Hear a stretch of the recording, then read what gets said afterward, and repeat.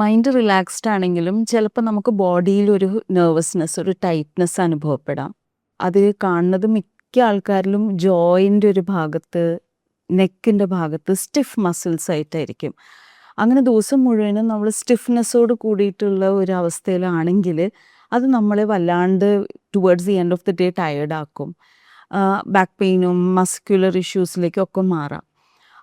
അവിടെ നമ്മൾ മനസ്സിലാക്കേണ്ടത് ചിലപ്പോൾ മെൻ്റലി ആ ഡേഞ്ചർ മാറിയിട്ടുണ്ടാവാം. പക്ഷെ ബോഡി അത് റിമെമ്പർ ചെയ്യണതാണ്. അപ്പം നിങ്ങൾ ആ ഒരു അവസ്ഥയിൽ make sure that you are relaxing your muscles. അത് ഒരു ഫിസിക്കൽ റിയാക്ഷനിലേക്ക് ബോഡി മാറുന്നതാണ്. അപ്പോൾ അതൊന്ന് ആ മെൻ്റൽ സ്ട്രെസ്സ് മാറിയെങ്കിലും the body remembers what has happened. അപ്പോൾ ടെൻസ്ഡ് ആവണതാണ്. അതൊന്ന് നിങ്ങളൊന്ന് ഡീപ്പ് ബ്രീതിങ്ങോ റിലാക്സിങ്ങോ ചെയ്താലും മാറാവുന്ന പ്രശ്നങ്ങളേ ഉള്ളൂ.